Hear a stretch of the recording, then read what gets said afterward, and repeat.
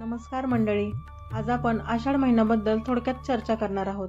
तर आषाढ महिना हा देवीच्या उपासनेसाठी खूप महत्त्वाचा आहे. जर तुम्ही या महिन्यामध्ये देवीची तुमच्या जी कुलदेवी आहे तिची जर सेवा केली नसेल तर हा व्हिडिओ खास तुमच्यासाठी आहे. तर कुलदेवीची सेवा कशी करायची, कधी करायची याबद्दल सविस्तर माहिती आपण या व्हिडिओमध्ये पाहणार आहोत. त्याआधी जर तुम्ही चॅनलला नवीन असाल तर चॅनलला पहिलं सबस्क्राईब करा आणि व्हिडिओ हा शेवटपर्यंत पहा. तर सगळ्यात महत्त्वाची गोष्ट म्हणजे काय, तर आपली जी कुलदेवी आहे, कोणाची तुळजाभवानी असेल, रेणुका माता किंवा कोणतीही देवी असू दे, त्यांची आपल्याला आषाढ महिन्यामध्ये पूजा करायची आहे आणि सेवा करायची आहे. त्यांच्या विशेष सेवा आपल्याला या महिन्यामध्ये करायच्या असतात. तर सेवा कशी करायची आहे, तर सेवा आपल्याला घरी करायची आहे, नाहीतर जवळपास जर देवीचं मंदिर असेल त्या मंदिरामध्ये करायची आहे.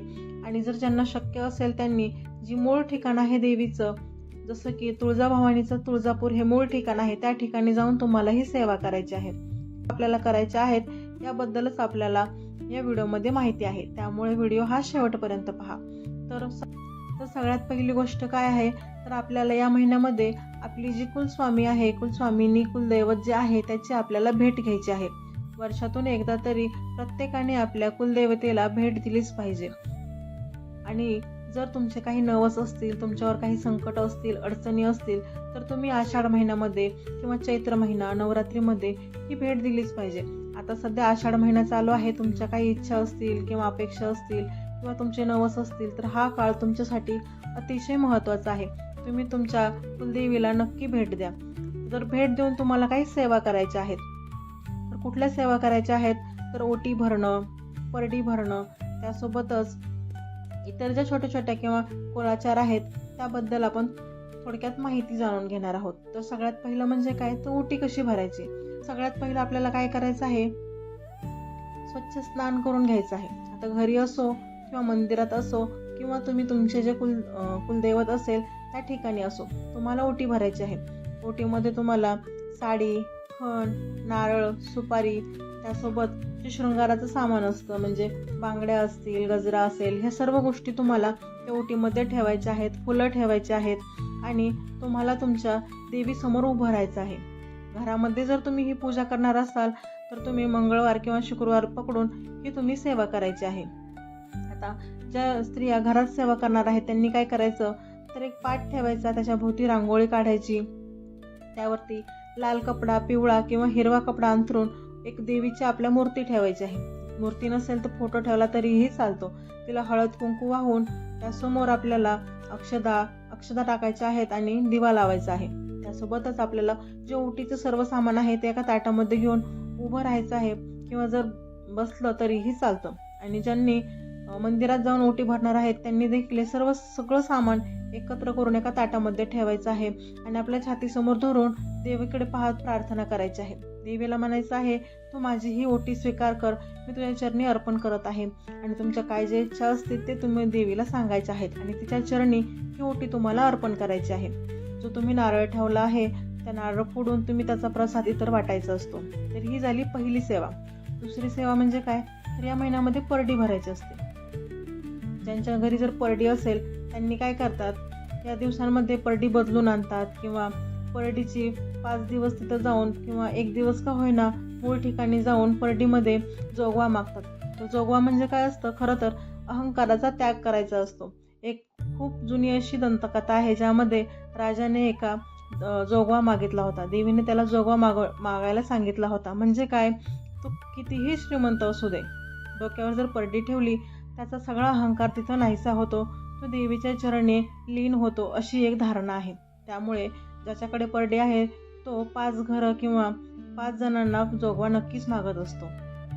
काही लोक महिन्यातून एकदा किंवा वर्षातून एकदा, काही तर आठवड्यातून एकदा असं जोगवा मागत असतात. ज्यांना शक्य नसेल ते 1 दिवस वर्षातून एकदा तरी हा जोगवा मागतच असतात.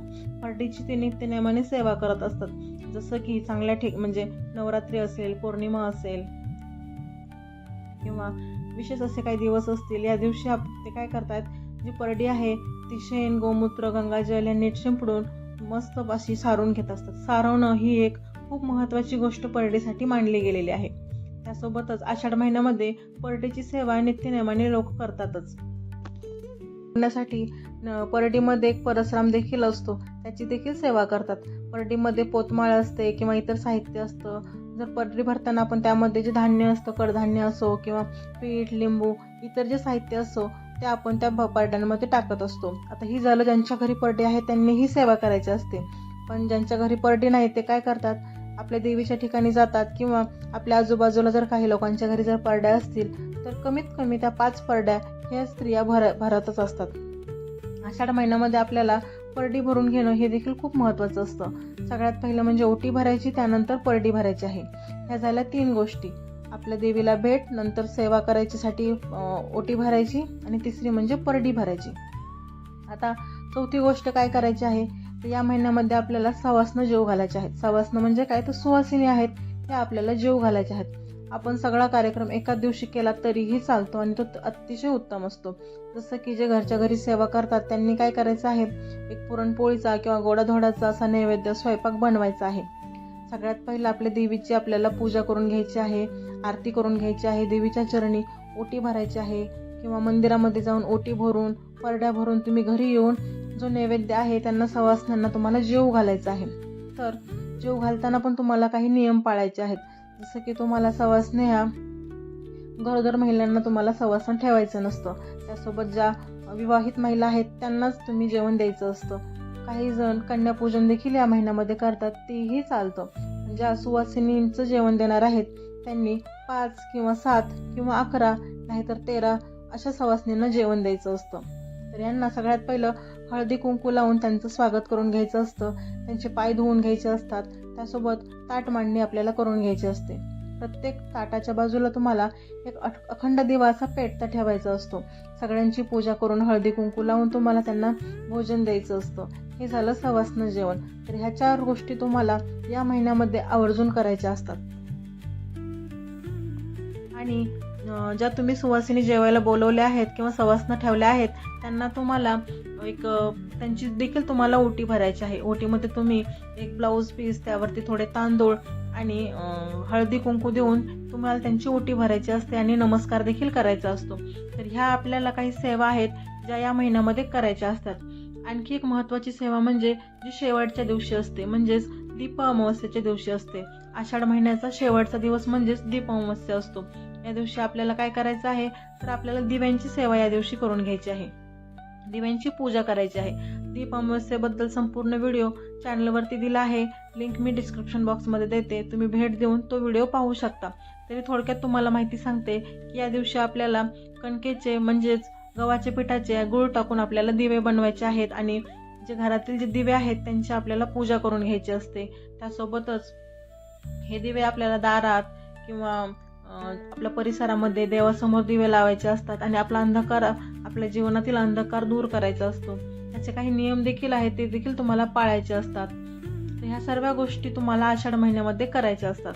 तर यामधली जर तुम्ही कोणतीही गोष्ट केली नसेल किंवा तुम्हाला करायची इच्छा असेल तर तुम्ही लवकरात लवकर तो विधी पूर्ण करून घ्या.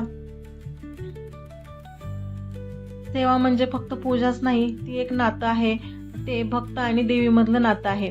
त्यामुळे जेव्हा भक्त मनापासून सेवा करतो, ओटी भरतो, परडी भरतो किंवा सवासनं जेवू घालतो, ते देवीला नक्की जाणवतं. त्यामुळं देवीचं अस्तित्व हे मंदिरात नसलं तरी सेवेच्या क्षणी